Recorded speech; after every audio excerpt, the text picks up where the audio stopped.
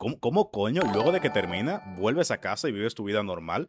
¿Cómo procesas el hecho de que mataste a 500 seres humanos? Ya no, me dicen que sí, pero ¿de verdad va a superar al... ¿De dónde era el huevo? Al irlandés con espada y arco en la Segunda Guerra Mundial? Yo creo que no. Es que el puto irlandés ese con una gaita, una espada y un arco. Escocés, sí, escocés, gracias. Es que se me confunde. El escocés. El puto escocés con una gaita y una espada. No sé. Dice que sí, no sé. No sé. Tiene mucha ventaja el Simo. Vamos a ver. Simo Häyhä, el francotirador más letal de la historia de Armapedia. A ver.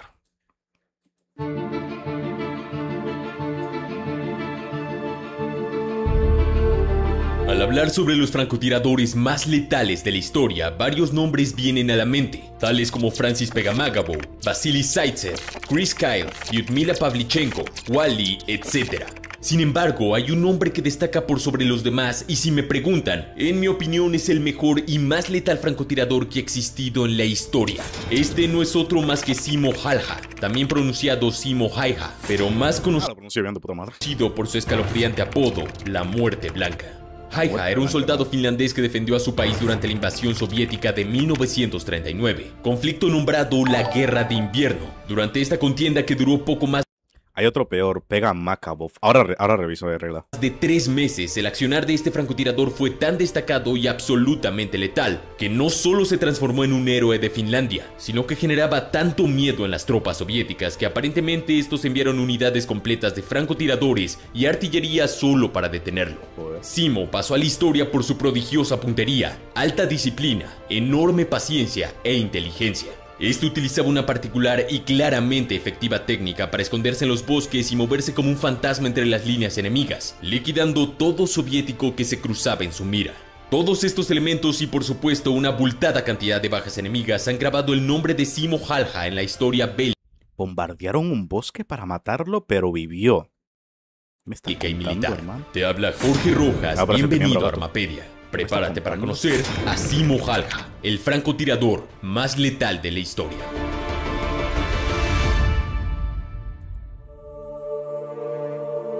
Simo Häyhä nació el 17 de diciembre de 1905 en Rautjärvi, un pueblo de Finlandia. Como el séptimo de 8 hijos de una familia luterana de granjeros, Simo creció rodeado por la naturaleza, acostumbrándose desde muy chico a trabajar en la granja, esquiar en las llanuras heladas y principalmente a cazar en el bosque. A una temprana edad, este ya era un prodigioso tirador. A los 19 años asistió al servicio militar obligatorio y poco después se unió a una milicia de voluntarios llamado Souleskunta, que se puede traducir como Guardia Blanca. Durante estos años, su puntería y habilidades no hicieron más que mejorar, y Simo ganó numerosos títulos de competiciones de tiro en esta unidad. A pesar de su indudable talento, Simo Häyhä era un hombre solitario, humilde y hasta tímido. Su crianza en una granja lo hacía algo antisocial y su baja estatura de 1,60 m tampoco ayudaba mucho. Si hubiera nacido en Estados Unidos...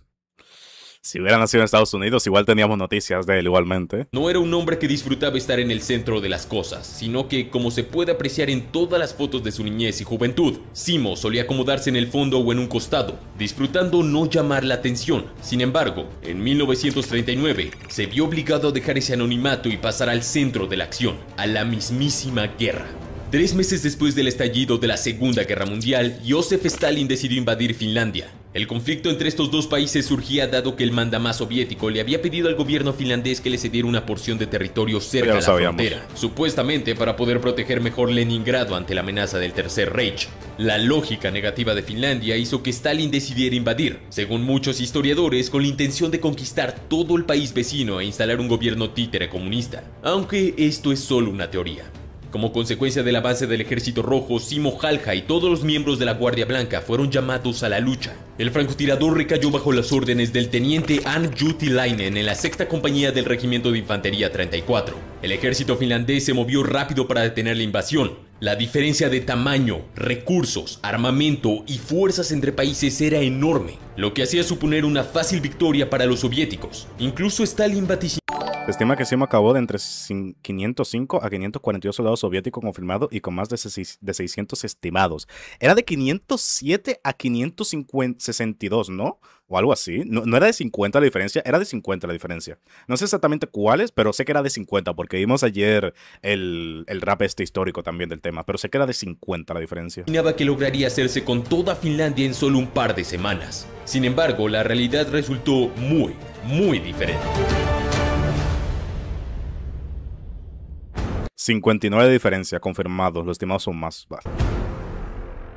Durante los años anteriores, el líder soviético había realizado una enorme purga en busca de solidificar su posición y erradicar todo tipo de influencia de León Trotsky.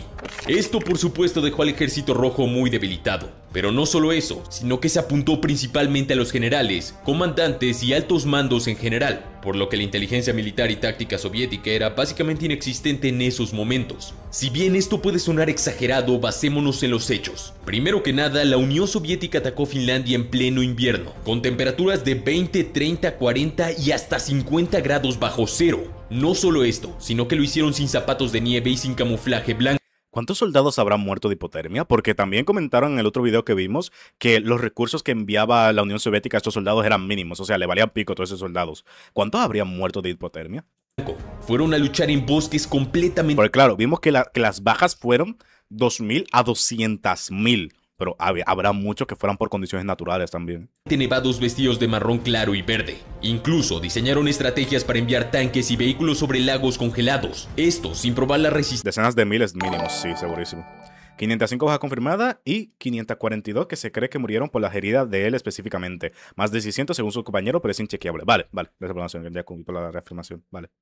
Antes, lo que, como imaginarás, no terminó de la mejor manera para los tanquistas soviéticos. Indudablemente, Stalin envió a la batalla un ejército formado por recientes conscriptos, granjeros y jóvenes comandados por gente incapaz y sin experiencia de batalla. La Unión Soviética invadió un país mucho más pequeño y débil y luego de semanas de combate solo habían logrado avanzar unos pocos kilómetros. ¿Esto se debió solo a la ineptitud y falta de experiencia de los generales soviéticos? No, para nada. Eso solo era una parte de la mala estrategia. En parte sí, ¿no? Porque ir siquiera los uniformes que no sean blancos, que sean tan reconocibles en esa arena, en gran parte sí que fue un poco de ineptitud, ¿eh? La resistencia finlandesa, en contraste, fue altamente... Más algo de logística, que no te digo de las tácticas que habrán utilizado, sino de la logística de la guerra y de la zona que estaban invadiendo. Inteligente y valiente. A pesar de la estremecedora diferencia numérica, tecnológica y armamentística, estos lograron frenar la invasión gracias a su forma de combate. Es que si tienes todas estas ventajas, claramente el fallo está siendo la dirección. Mientras los soviéticos se desplazaban en eran comunistas. Grandes contingentes para aprovechar su superioridad. O dirección o recursos, pero es que... Los finlandeses practicaban tácticas de guerrilla. Estos se escondían en el bosque, atacaban por estrechos senderos o en zonas cerradas. A veces lo hacían esquiando silenciosamente. Las emboscadas al ejército rojo siempre estaban a la vuelta de la esquina. Luego del ataque, los soldados finlandeses se esfumaban de forma rápida e inmediata, tal como lo hacen las guerrillas. Incluso para combatir los tanques soviéticos, estos utilizaban una bomba incendiaria casera, mejor conocida como bomba Molotov, siendo pioneros en desarrollarla y que es más conocida como cóctel Molotov. En el mismo centro de esta efectiva y valiente resistencia finlandesa se encontraba Simo Hällhä. Si bien este era un soldado más al principio, sus increíbles actuaciones rápidamente le hicieron un nombre entre los soldados, y no mucho después entre todo el pueblo finlandés. A pesar de su baja estatura, su sonrisa tímida y humildad, Simo... Si envías 2 soldados por cada bala, nunca perderás, Stalin. Sí, tenía razón, que es lo peor. O sea, es lo que iba a mencionar. Esta gente tenía una de dos. Tenían tantos soldados que literalmente no les importaba en lo más mínimo tener la baja que sean dentro de esto, o eran estúpidos. Porque en el momento que tú tienes el primer enfrentamiento y ya ves el problema de que tu ejército no está viendo al enemigo y el enemigo está barriéndose a tu ejército, sabes que hay un problema con el terreno y sabes que hay un problema con los uniformes que están usando, que destacan como, vamos, están llamando la atención totalmente. Son un tiro al blanco, pero regaladísimo en esta zona. Si no ves ese problema, es que simplemente no te importa. O sea, posiblemente era mucho más caro enviarles uniformes nuevos, blancos, aunque sea para disimular eso, para eso, y cambiar completamente el modus operandi que enviar gente a morir. Esos 200.000 soldados posiblemente le salió más barato que literalmente hacerle nuevos uniformes, no lo dudo. Y alimentarlo, claro, sacando ya el tema de los suministros, pero crear uniformes, confeccionar nuevos equipos, enviarlos, equiparlos y organizarlos de formas nuevas y aguantar todo ese tiempo en un frente, supongo que le hubiera salido muchísimo más caro que la pérdida, porque tenían tantos soldados que le valía pico. Era comunista, cree que sabe algo de logística, ya, exacto, o sea, la wea, la aprobación del 74. Halja era absolutamente letal, tal vez como ningún otro soldado Está pidiendo de lógica a un comunista, sí, exacto. en la historia. Sus números hablan por sí mismos. Durante los primeros 22 días de combate, 138... La URSS tenía cero consideración en cuanto a recursos humanos, por eso se dice que sin Estados Unidos perdían la guerra. O sea, sí, ya se nota mucho aquí, es que no hay otra forma. Primero 22 días, 138 bajas. ¿Cuánto es eso? ¿Cuánto es eso? 138. Son 6 muertos al día. soldados soviéticos Son 6 muertos al día, hermano. tuvieron la mala 6,2, no, pero bueno, son 6 muertos. fortuna de caer bajo la mira del francotirador. Durante los meses siguientes de batalla, Si los soldados que recluté forzosamente no quieren pelear, pues que el comisario les dispare. Qué listo que sos, Stalin. No, ya era un crack Stalin. Era un puto crack Stalin. esos números no hicieron más que aumentar. Simo era el francotirador ideal. Era frío, inteligente, paciente, aplicado y tenía una puntería brutal. Era capaz de acertar un objetivo a 150 metros de distancia unas 16 veces en solo un minuto. Además, conocía la zona a la perfección. Sus conocimientos de supervivencia y de cacería eran más avanzados que el de cualquier otro soldado, y su capacidad de medir distancias a la perfección impresionaba a todos los otros francotiradores del ejército finlandés. Te diría que mucho más que sus capacidades y la técnica que utilizaba y lo bueno que era, la puntería que tenía y todo eso, me impresiona y me gustaría ver algún análisis psicológico de este tipo. Porque la mentalidad que tienes que tener para matar a 6 personas al día y seguir cuerdo, que en una guerra mates a 500 personas en tu vida, 500 personas, eso es un anfiteatro bastante grande, o sea, lo mentalizado que tienes que estar para el hecho de estos son números, no son personas, tengo que defender o tener un objetivo tan grande que oculte todo eso, tiene que ser bastante jodido. Era introvertido, ya. El callado del salón. Sí, ¿no? El callado del salón, o sea. Ahí tiene que haber algo. Yo no sé. A mí me cuesta mucho. Yo soy una persona muy empática en muchas cosas. A mí me cuesta mucho la idea de quitar una vida.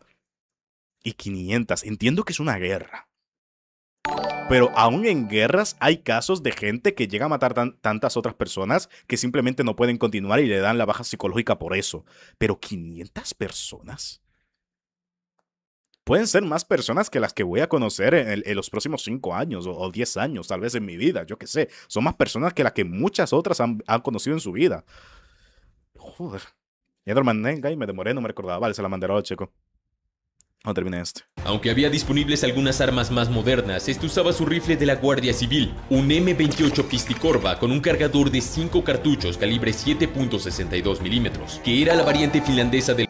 Literalmente mandaban soldados a avanzar de frentes armados y si morían llegaban a la siguiente línea desarmada a recoger las armas de piso y seguir avanzando una y otra vez para ganar, ni siquiera recursos, o sea, no les daban ni recursos, es que es eso, la vida humana para ellos era más barata que los recursos que podían utilizar en mantener ese equipo, entonces se la sudaba, se la militaron, es completamente el Astra Militarum. Muchas gracias por la acción, Víctor, muchísimas gracias, pero joder. Fusil de cerrojo soviético Mosin Nagant. Halja estaba acostumbrado a esa arma desde joven y le eligió porque le parecía familiar. La mentalidad de una persona en una guerra es diferente, sí, pero también hay tipos de guerra y tipos de guerra. Esta tan fría, tan distante, supongo que también ayuda, no es tan cercana, no es tan visceral, por así decirlo.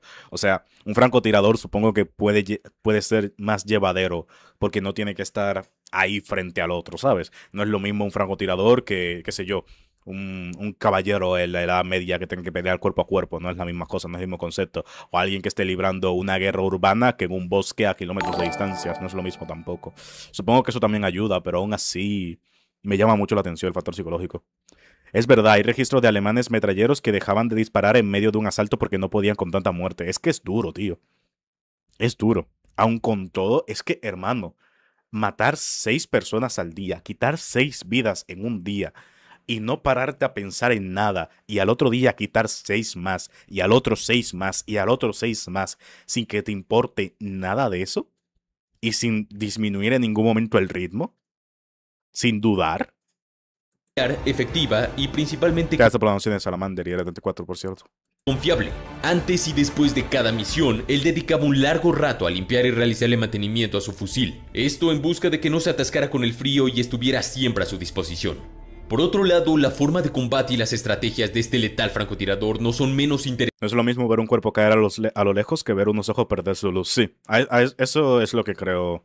Ese creo que es el factor más importante. Los francotiradores, guerrilleros, bombarderos y metralleros posiblemente tengan mayor bajas confirmadas por eso, porque el factor psicológico es más llevadero cuando no estás viendo a la persona que estás matando directamente enfrente. Este se movía entre las líneas enemigas durante la noche, buscando una buena ubicación y se asentaba ahí durante las pocas horas de luz del invierno finlandés. En esa favorable posición, Halja, camuflado con varias... Solo score de la muerte de Krieg, buen libro. No sé si solo score, porque a lo mejor no quería morir, pero el Astra sí que son. Gracias por la mención, Salamander. Eso es suponiendo que siempre eran 6 al día. Seguro tuvo bajas, altas y bajas. Sí, obviamente, estoy sacando una norma. O sea, muy posiblemente a lo mejor un día mató 50. Puede llegar a ser un día más pesado que cualquier otro. Pero estoy asumiendo cosas. Pero, de nuevo, el factor psicológico se mantiene. Imagínate matar 50 personas en un día y al otro día volver al frente de batalla. Fue un lazo de 22 días, no fue ni siquiera un mes. Quiero decir, al menos que haya matado 138 un día y aún así... Fue un lapso de 22 días, no hay ni un mes de diferencia. Capas de ropa. Puedes poner que mató 50 un día, 50 en 15 días y 50 en otros 6 días, que aún así es bestia. Blanca cavaba un pequeño pozo para esconderse él y su fusil y hacía una pequeña montaña de nieve en el frente para evitar ser visto con facilidad. La constante caída de nieve en el frío paisaje finlandés se encargaba de enterrarlo y ocultarlo aún más. Allí escondido con su pequeño tamaño era casi indetectable, incluso a corta distancia. Una vez posicionado, Simo esperaba pacientemente hasta tener un enemigo en la mira. Este tenía un enorme cuidado para que nada delatara su posición. En su pequeña guarida solía poner escarcha de hielo para evitar que la vibración de los disparos disipara el fino polvo de la nieve, dejando en evidencia su ubicación. También ponía sus guantes debajo del rifle y sobre la nieve para que la patada del arma fuera menor, y se aplastaba los brazos con nieve para que el disparo fuera aún más preciso. Incluso Simo se ponía... Lo tenía todo medido, ¿eh? ¿Se saben el de la guerra? Pero leer bien. La información, Víctor. Tenía nieve en la boca para enfriar su aliento y evitar que el vapor de su respiración fuera visto por el enemigo entre el blanco campo de batalla. A la hora de atacar, este no apuntaba a la cabeza, sino al torso, la zona conocida como centro de masa, ya que este es más grande y es un disparo más confiable, algo bastante inteligente y que es parte de doctrinas de enseñanza militar y policial moderna.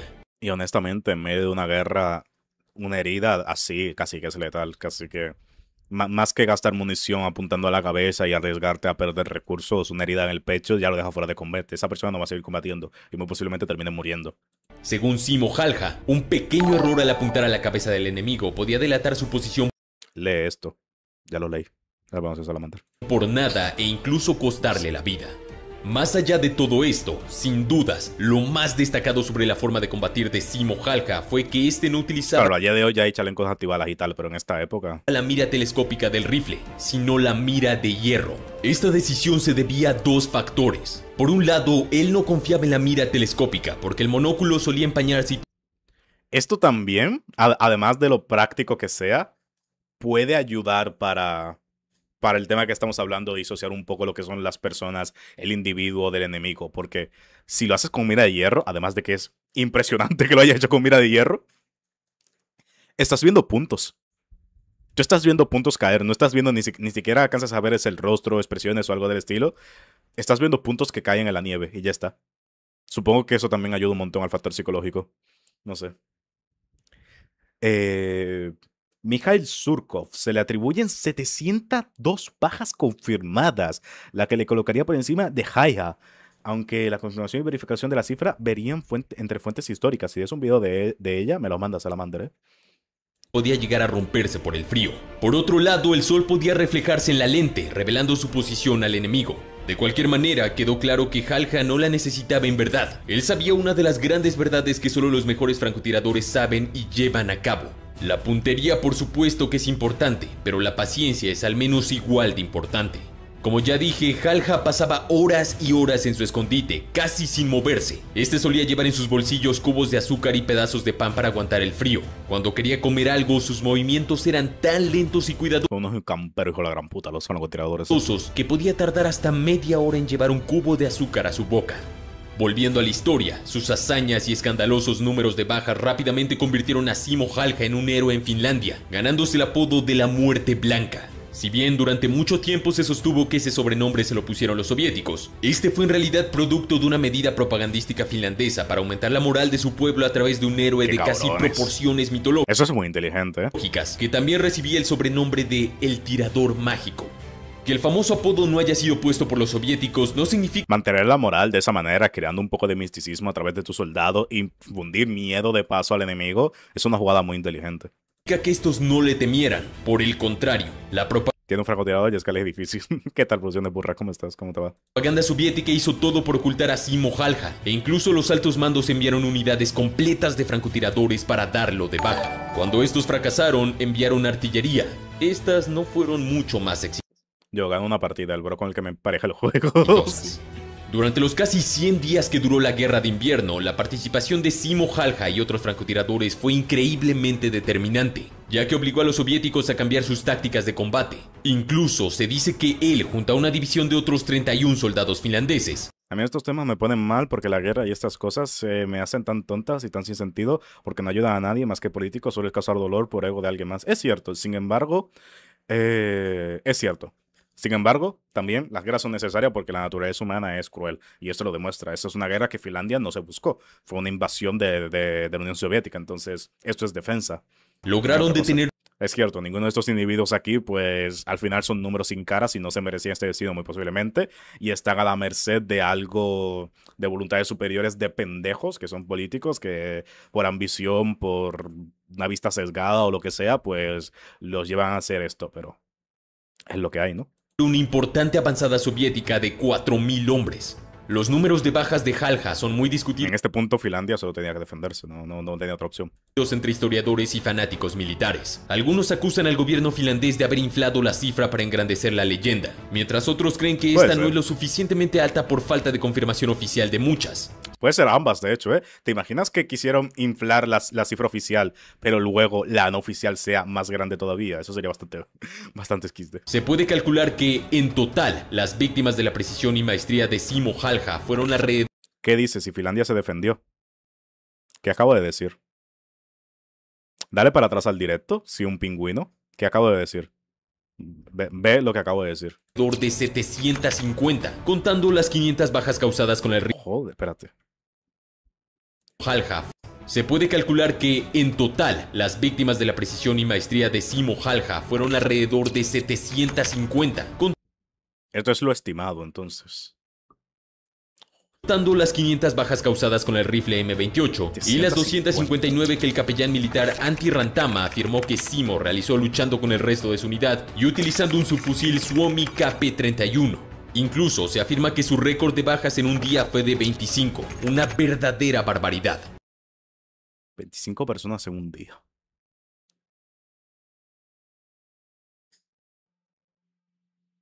Y trato de imaginarlo, trato de ponerme en los pies, trato de pensar psicológicamente cómo asumes esa carga. Yo no puedo, tío. Yo soy muy... No sé, a lo mejor soy un cobarde de mierda, puede ser, pero no tengo ese pensamiento de ir a la guerra, matar y tal. Aunque aquí suene muy agresivo y todo, yo soy muy pacifista, la verdad. Yo soy muy hippie, honestamente. No me gusta ni pelear. Me gusta pelear. La actividad pelear me gusta practicar boxeo, kickboxing y tal, pero no me gusta como pelear con rencor y cosas así. Yo siempre busco como la vía pacifista. Entonces, lastimar otra persona, otro ser humano, lastimarlo, me da miedo. Porque yo sé que soy fuerte y sé pelear. Y matar todavía más. Más que nada por eso, yo siempre he pensado, si peleo con alguien, un humano es muy endeble en general, y un mal golpe de alguien que no sepa pelear o que no tenga mucho conocimiento, yo me considero, sé pelear por lo básico, puede llegar a matar a alguien, y eso me asusta en más de un sentido, no solamente por lo legal, en más de un sentido me asusta en algún momento, por eso no me gusta nada pelear. Pero 25 personas, entiendo, el contexto es muy diferente, es una puta guerra. Pero 25 personas en un día siguen siendo 25 personas en un día. 500 con sniper, 250 con metralleta. El tipo está durísimo a nivel país. Bueno, 74. No, el tipo escala durísimo, bro. Creo que ha matado más personas que yo en todo el tiempo que haya jugado Call of Duty. Jugué varios Call of Duty, no lo llegué a jugar todo, no soy muy fan de la saga, pero eso te dice algo. Mató más personas que yo en todo el tiempo que haya jugado Call of Duty. Sin embargo, a la mayoría de historiadores y a mí también nos gusta pensar en una cifra más realista de 505 bajas enemigas, las cuales sí fueron confirmadas. Vale. Aún así sigue siendo algo brutal y aún la mitad de eso seguiría siendo sorprendente. Más allá de su maestría, Halja se encontró en más de una ocasión frente a frente con la muerte, ya sea por duelos contra otros francotiradores que iban... A mí me da miedo, especialmente porque si tú sigues UFC, deportes de contacto y cosas del estilo, ves lo fácil que es incluso para profesionales dejar a la otra persona en una posición muy mala. Y a mí me da mucho miedo lastimar a alguien de manera seria. Me da mucho miedo. Odio pelear de esa manera, por eso. Si no es en un ambiente controlado, odio pelear. El deporte de contacto me encanta. Es súper divertido, se me hace súper dinámico, me motiva un montón, lo adoro. Pero pelear lo detesto con toda mi alma. exclusivamente a Porque lo paso muy mal, me da mucho miedo. cazarlo o por poderosos ataques de artillería enemiga. Tablos, engañen, sin esencia. La suerte estuvo de su lado en casi toda la guerra, pero el 6 de marzo de 1940, esta lo abandonó.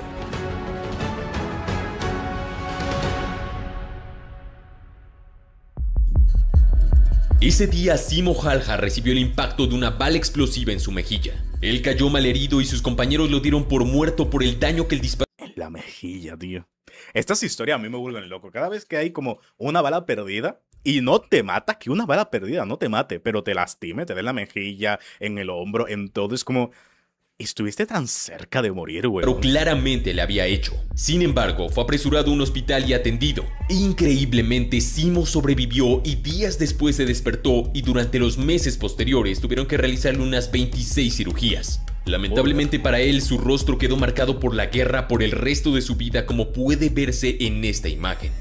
La guerra de invierno terminó solo una semana después de que Halja fuera herido en combate. Aunque había combatido valiente y formidablemente, para finales de febrero de 1940, el ejército finlandés se encontraba agotado, casi sin Era el carry, lo mandaron para el lobby y se acabó la guerra, era el puto carry. municiones y sus líneas defensivas muy atrasadas. Sin opción y para evitar un mayor derroche de sangre, Finlandia firmó el Tratado de Moscú, cediéndole Da más 500 de ahora. No, a mí no me gusta romantizar este tipo de cosas. La guerra no es bonita, weón. La guerra no es nada bonita. fuera herido en combate. Aunque había combatido valiente y formidable en su vida, como puede... Esto no es bonito. Esto no se puede romantizar. No sé. Más bien me preocupa cómo sería esa persona luego de que acabara la guerra. Porque durante la guerra, vale, puedes suspender un poco tus pensamientos y tal. Luego de la guerra, ¿cómo procesas todo eso?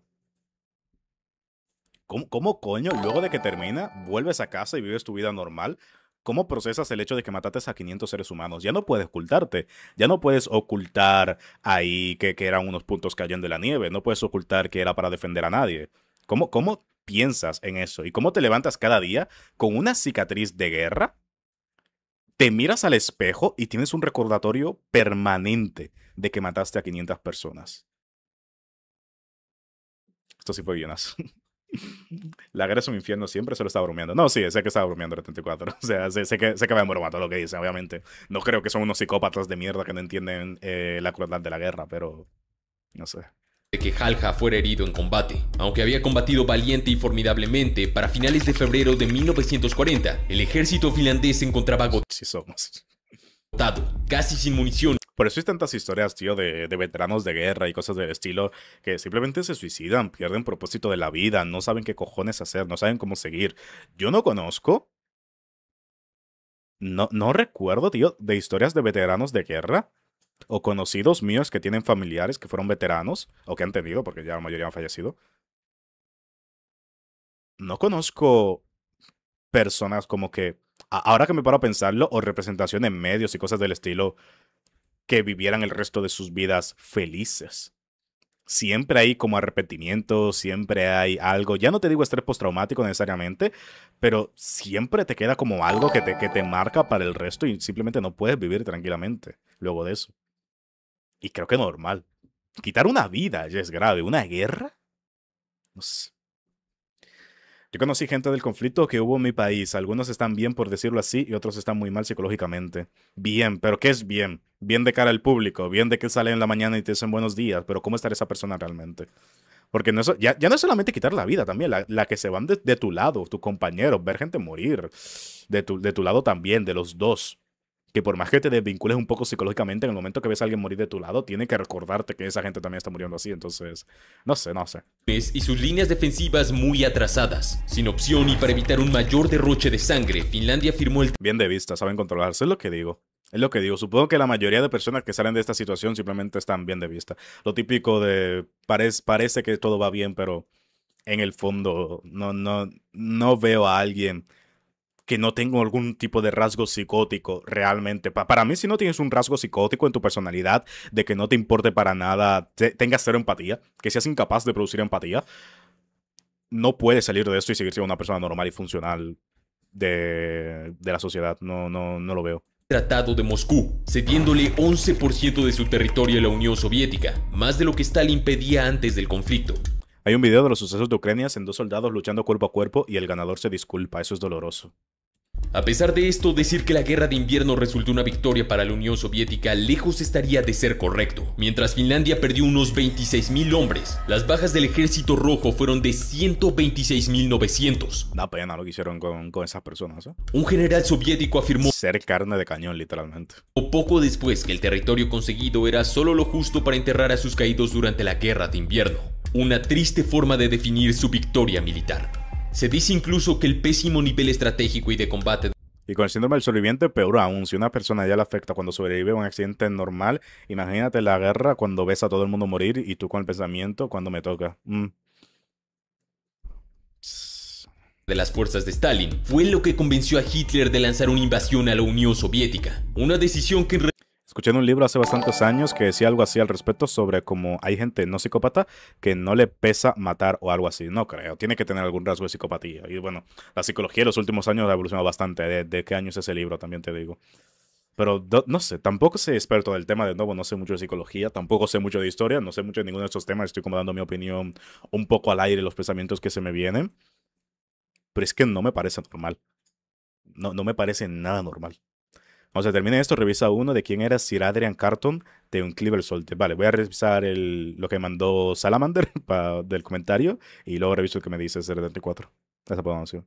retrospectiva resultó fatal para el Tercer Reich, pero esa es otra historia. En cuanto a Simo Halja, luego de recuperarse de sus heridas, este recibió todo tipo de premios y condecoraciones por parte de su nación. Si bien su hogar había quedado en territorio ahora soviético, el gobierno finlandés le ofreció una nueva granja en otro Joder. municipio. Allí Simo pasaría el resto de su vida.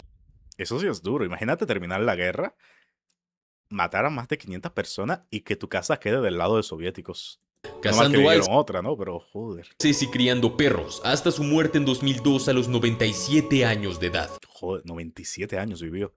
Ojalá. En yo- las pocas entrevistas que dio, al ser preguntado sobre qué lo había hecho un francotirador tan letal, siempre respondía lo mismo: práctica.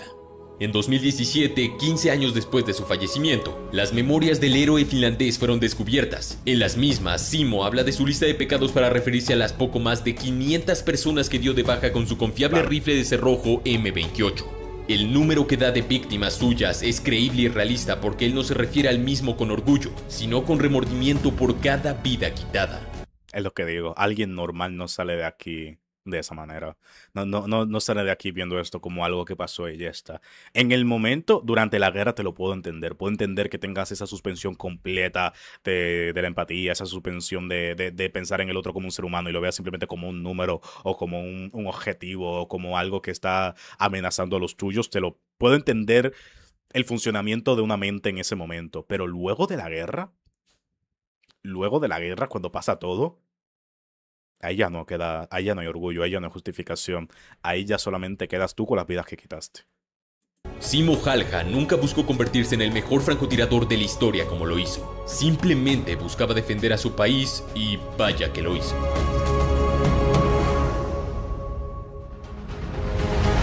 Es duro, ¿eh? Tremendo canal, ¿eh? Por cierto, un videazo épico, o sea, muy buen video. Pero es duro pensar en todo este tipo de temas, tío. No sé. Bueno, eso yo, que soy un llorón, yo qué sé. Ser romántico o lo que sea, pero es lo que pienso. ¿Y cómo serían esos problemas en el pasado? ¿Cómo trataban esas personas los problemas psicológicos? Supongo que no lo trataban y si hablabas de algo eso te tachaban de loco o de mierda o algo así, a lo mejor te... No lo sé, es que no sé de historia. Pero igual, en el pasado tampoco vivían mucho tiempo, entonces las personas que quedaran con ese tipo de traumas tampoco sería demasiado. Además de que está el factor psicológico este, una vez lo vi, una vez escuché a un psicólogo hablando de esto, de que es más fácil para una persona en esa época, tú tener tus compañeros al lado, pelear mano a mano, si tú tienes compañeros al lado y ves a quién estás defendiendo, ves a quién estás ayudando, como que te es más fácil identificar al otro como un enemigo cuando tú al lado tuyo, com combatiendo mano a mano, tienes a alguien más, en una formación de escudos, por ejemplo, o algo del estilo, como que es más fácil, pero aún así no sé.